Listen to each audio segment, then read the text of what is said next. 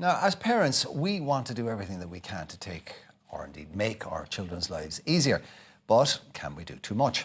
Well, lawnmower parents are parents who try to remove any obstacles from their children's path, and they may actually be doing more harm than good. Well, Dr. Mary O'Kane, lecturer in psychology and early childhood education, joins us now to tell us more. Good morning, Mary. Good morning. Even in the meeting yesterday, everyone said, lawnmower parenting. We've heard of helicopter, but never the lawnmower. Yep.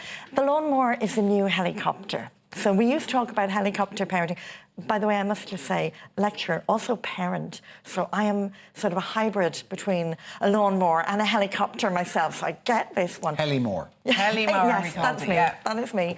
The helicopter was when you hover over your child and you're watching, you see something happening and you dip in and out. So the lawnmower now is, and they're saying it's usually for parents with children a bit older, so we helicopters turn into lawnmowers. We start to actually plough ahead and try and mow down every obstacle in front of them. It started with teenagers or young adults going into university, and universities realising that, and it's usually mums, phoning up on behalf of their child at university, at college level, saying, now, he needs to do this or she needs to do that, where they've just gotten so used to mowing away. And we all have a bit of I can see it in the crystal ball already. Because it's so hard. I mean, when they're a baby or a toddler, they need you to do so many things. Yeah. So at what point are you supposed to make the transition and start backing away? Well, as you say, Claire, when they absolutely need us for everything. So we are genetically pre-programmed. We respond to their cry. We physically respond when our baby cries. And so we should. But we need to think of ourselves nearly as scaffolding on a building. So you're there to support in the beginning, but then you need to move away. You're coming away, yeah. And that's the hard bit. So when they're very young, it's about thinking about what are they capable of doing themselves. So it's not about guilt, and I must say that too. We've enough mammy guilt in this. Irish mammies do guilt very, very well, so we don't need any more of that. But it's about thinking, OK, what am I doing for them that I need to do? Am I making all their decisions for them? Am I allowing them to make their mistakes, or am I jumping in and protecting them?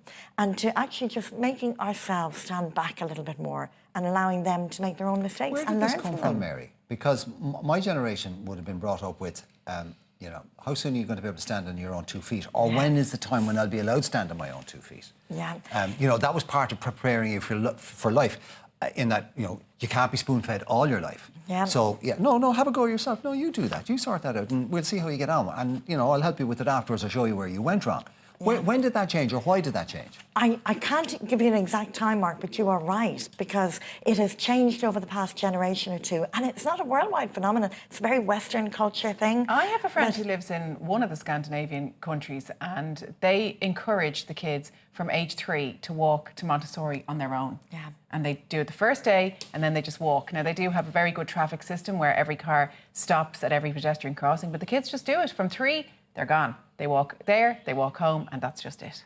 Now, Claire, I'm sure there's people sitting watching the television now Shocked. going, oh my, no, we'll phone social services. We have just developed a culture, and I think, I mean, it's in the US, it's in the UK as well, but definitely in Ireland, where we are frightened to allow our children freedom.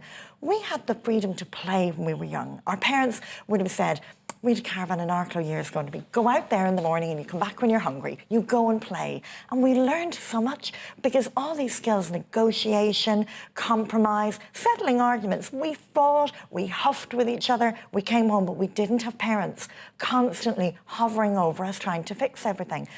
And then I think we became so scared of giving our children freedom, stranger danger, what was out there lurking, that we have become so controlling of our children's lives and so frightened to give them freedom. I really encourage parents, and I give talks to parents, I encourage them, allow your child as much freedom. When they're little, even if you have the famous play date and they're in the back garden on a play date, you hear a yelp, and usually the mothers again, we all jump up and we rush out to see what's happening.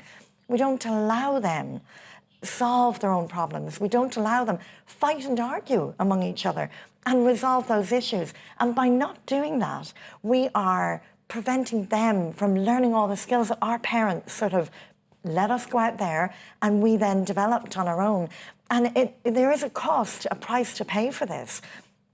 All those skills that we're learning, those social skills, negotiation, all those interactions, by not developing those skills, as our children become older, they are becoming more anxious. You know, levels of anxiety are rising, levels of depression are rising.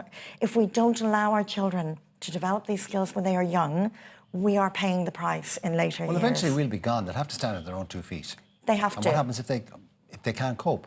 Exactly. We are not allowing them to learn by their own mistakes. The number of young people now that a mistake is awful. You know, a mistake is how we learn. Yeah. Your mistakes are really important.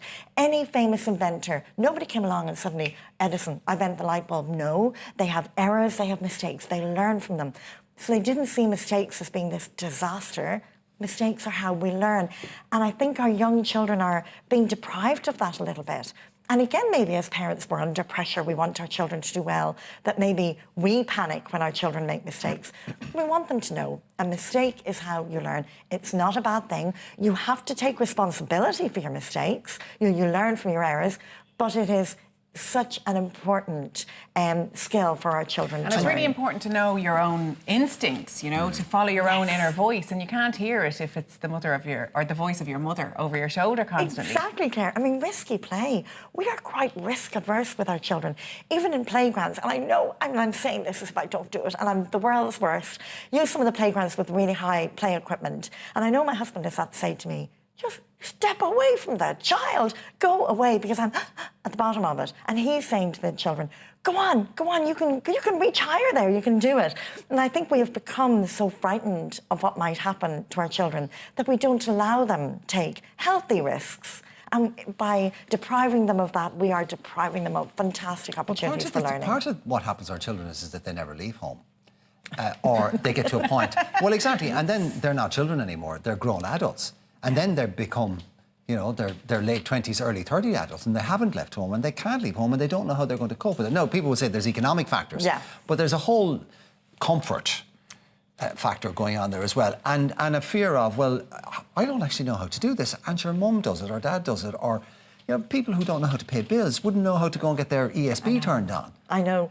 And you see, again, you're bringing out this lawnmower helicopter piece in me, because as the mammy, I'm like, no, stay here, it'll all be good here. And I think there is an economic factor. But that's exactly it, Mark. And funny... But they're not prepared for real life. For life, you know, yeah. the sort of ordinary, everyday things that most people have to and should have to deal with on their own. And it's funny, because I would feel quite strongly in secondary schools, and even in primary schools, but in secondary schools we should be doing so much more than the academics.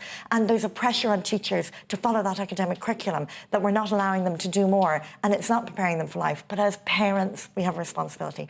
Encourage them to be independent. Let them make their own decisions and take responsibility for their decisions. Let them realise mistakes are not awful. You learn from them. Mistakes are part of life and part of growing up. And breathe. Try and take a deep breath when you feel like jumping in and solving everything for them. Just breathe. Oh, right, the advice is for us to breathe, not yeah, oh, no, right. It's for us. It's for us to breathe. I'll do my best, and I'll step away. There's nothing more terrifying than being under that timing frame and seeing your 4-year-old heading up the top. But I'll do it, Mary. I'll do it for the future. If you don't fall, how do you learn how to pick yourself up? And if you're never allowed to fall, how will you know what to do when you do? Hindsight's a great thing, isn't it? And so are you, Mary. Thank you very, very much as always.